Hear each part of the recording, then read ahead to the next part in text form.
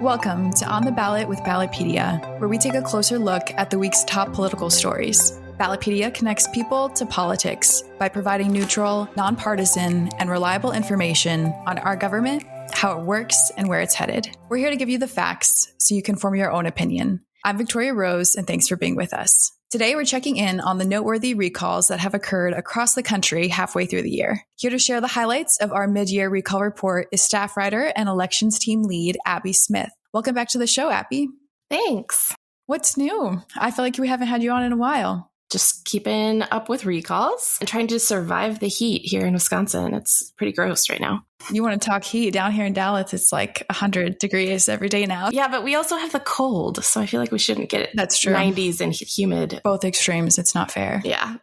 Well, our recall report is one of the most anticipated bits of research we put out every year, and I'm really excited to dig into some of the biggest findings from this mid-year one. We release two annually, the mid-year report, which we're talking about today, and then the end of the year report, which covers the full year of recalls. So can you tell our listeners a little bit about the report and our methodology? Yeah, so our mid-year report looks at recalls we've tracked so far this year. We look at how many efforts there have been, how many officials were named in recall petitions, the different offices they hold, and then like what states they're in as well. As for methodology, we start tracking recalls once there's like a paper trail to follow. So in California, they have to serve the members that they're recalling with a notice of intention to recall. And that is kind of when we start tracking it there. In Michigan, they have to file a petition with the county clerk and then go through a clarity hearing process. But we start tracking once that petition is filed with the county clerk. So we want to follow the paper trail, have something official. We don't really cover threats of recalls or anything like that. So just as like a caveat to that, our tracking does also very much depend on information availability. So if any listeners know of a recall and you don't notice it in our recall coverage, please let us know. You can email us at editor@ballotpedia.org. That was a great plug. Before we get into the weeds, could you explain for our listeners just the concept of a recall? What are they? Why do they exist? What sort of function they serve in our democracy? Yeah, so a recall is a political process that allows voters to remove an official before their normal term would end. So it's almost like putting them on the ballot again. There's a lot of rules and regulations going through how to get them on the ballot. So lots of like hoops to jump through before you can just kind of redo an election. But it is just a way for voters in certain states to do that if they feel the need. There are 39 states that allow recalls at the local level in some way. That can depend on the office type. So some states will only allow like county level officials. Some go down all the way to like school boards and special districts, city councils, that kind of thing. And then out of those 39 states, 19 also allows recalls at the state level. And you kind of alluded to this earlier about how a recall works, but could you get into that a little bit? And then I'm guessing from what you were saying earlier, it kind of varies by state, but what are the general rules involved with the recall? Yeah. So in the simplest sense, the process works kind of like this. Supporters of a recall will go through whatever their state or locality's process is to get an approved recall petition. So I mentioned California, there's this notice of intention that they need to do first. In Michigan, they have to go through a clarity hearing. Some states require certain grounds to be met for a recall petition to be circulated. So they might need to go through the court system in that case. But once there is that approved recall petition, they get to go and circulate it then. They collect signatures, and there's usually a deadline involved in how long they can circulate that petition. Some states don't have a deadline and they can, continue collecting signatures, basically as long as that person is in office. But most of the times there's some sort of deadline between like 3 weeks and 6 months. It can vary a lot. And then there's also going to be a certain number of signatures that need to be met. Every state requires there to be some sort of threshold of signatures. That's usually going to be related to the last election the official was in, or maybe the last gubernatorial election in that district, or sometimes it's related to registered voters in the district. So some sort of percentage of that will be the number of signatures that are required.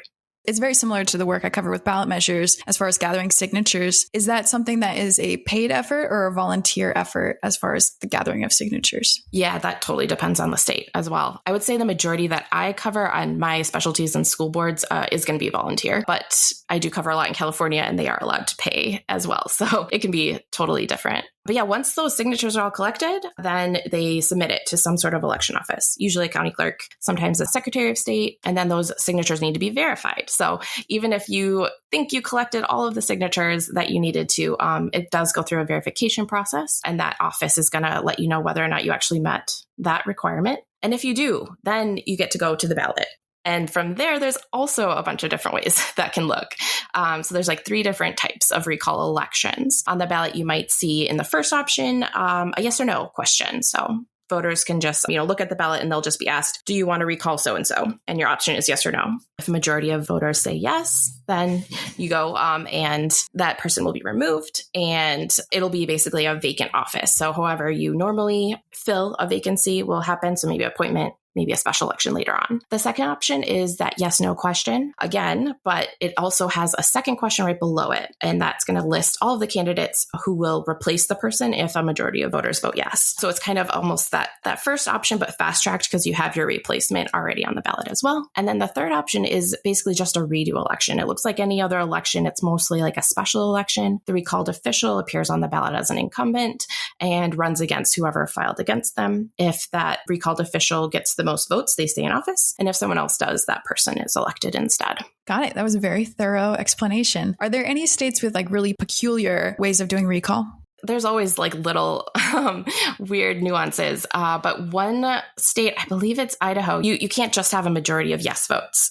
So you might get, most of the people vote, yes, we want to recall this person, but they also have to meet this other threshold that they have to match or be greater than the number of votes that put that official in office in the first place. So sometimes the majority is not enough. Virginia also is unique. They do not go through the ballot at all. So they have the same recall petition circulation process, but then it goes through the courts and voters don't really have a say.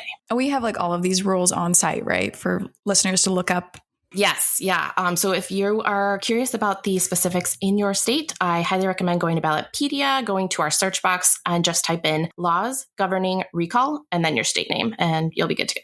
Solid. Well, let's shift our focus to the recall landscape in 2023. What are some of the stats, top line numbers that jump out to you from our mid-year recall report? So in the first half of 2023, we've covered 149 recall efforts against 227 officials. And that's at the state and local levels. Majority local, though. There's only a couple of state levels recalls right now. Out of those, 17 officials were successfully removed through recall elections, and 12 ended up resigning after recall efforts were initiated against them. So what is that? 29 officials so far are kind of out of office, basically, after a recall started against them. Another 5 officials did go to the ballot, but their recall elections were defeated. In those cases I described earlier, it was majority no votes. So they stayed in office. And then another 70 officials had recalls started against them, but they failed to make the ballot. Most likely they didn't collect enough signatures, or maybe they were rejected because of recall language in that Michigan case. Whatever that case may be, the recall petition has ended and it's not going to continue, and it did not go to the ballot. There's also 21 recall elections that have been scheduled, but have not taken place yet. So we don't know the status yet of those, but they will be happening later this year. And then 104 officials are facing ongoing recall efforts right now. So those efforts are either circulating petitions currently, or maybe they're waiting for their election office to verify signatures, that kind of thing. To me, those numbers seem kind of high for a mid-year report. Is this kind of a historic number of recalls that we're seeing, or kind of in trend with previous years? Yeah, so this is actually the 5th most recalls we've tracked when looking at that mid-year point since 2014. So that's about 10 years. We're like right smack dab in the middle. Success rates are kind of interesting too here. So as of June this year, 7.5% of those 227 officials included in recall efforts were successfully removed in an election. And this was slightly lower than the same time period in 2022. That was 8.3%, but it was higher than 2021. And again, midpoints here, that was 3.4% in 2021. But all 3 of those years, 2021 to 2023, they're all lower compared to earlier years. And it's kind of pre-pandemic years. All of those had a 10% or higher success rate in their midpoints from 2016 to 2020. Interesting. Do you know why that would be? Not really. It might just be the scheduling, honestly. I mentioned earlier, there's still 21 recalls that made the ballot. They just haven't happened yet.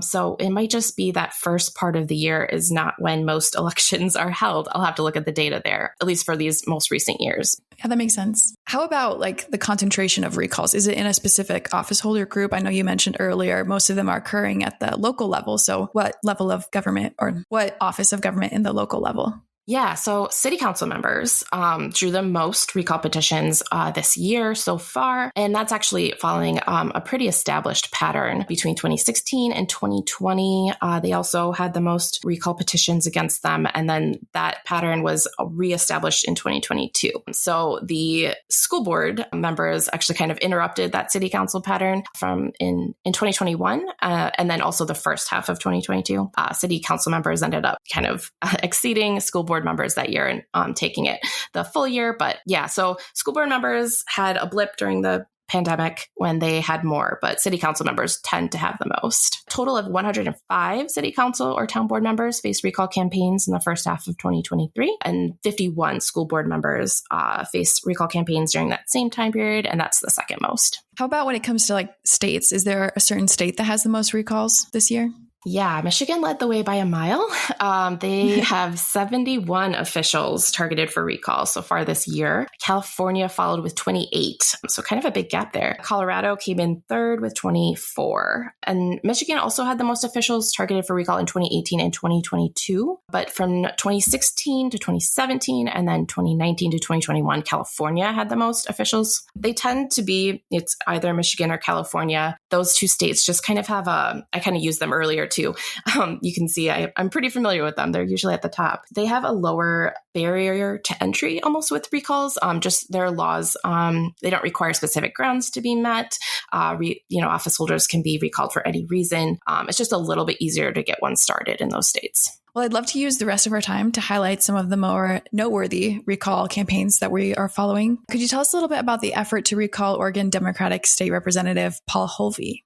Certainly. That recall is being led by the United Food and Commercial Workers Local 555. It started on May 22nd. Proponents of the recall effort criticize Holvey for a few different reasons, such as his vote on a 2019 bill that reduced pension benefits. They also said he failed to secure pandemic benefits for grocery workers and listed his lack of support for House Bill 3183. Cannabis employers would have been prohibited from impeding employee unionization efforts if House Bill 3183 had been enacted. That's interesting because they just filed an initiative in Oregon to put that law on the ballot. Another one that I was looking at was an effort to recall Arizona Republican State Senator Justine Wadzak. That was initiated on May 8th. So what's the story there? So proponents of that recall effort criticized Wadzak over her sponsorship of 4 different bills. The proposed legislation includes provisions to prohibit books on gender issues, establish a felony offense for taking children to drag shows, eliminate the state bar requirement for Arizona lawyers, and that would transfer the licensing authority to the Supreme Court in that state. And then there was also a proposed legislation about homeless issues. Let's zoom in on some even more local recall campaigns before I let you go. 3 of the 5 members of the Richland School District School Board in Washington are also facing a recall vote on August 1st. M. Semi Bird, Audra Bird, not related, and Carrie Williams are on the ballot. What's happening there? And is it normal for multiple members to be on the ballot at the same time? Yeah, it's pretty common to have multiple members targeted for recall at the same time, especially when you're looking at school boards and city councils. It usually revolves around maybe a vote. And if there's multiple voters, votes by those members, they tend to have petitions that kind of are identical against all the same members when an issue arises like that. But in the case of Richland School District, this one is actually my last COVID-related school board recall that I'm tracking. It started way back in early 2022, which is why it's COVID related, I think, but it was on pause as it went through the courts.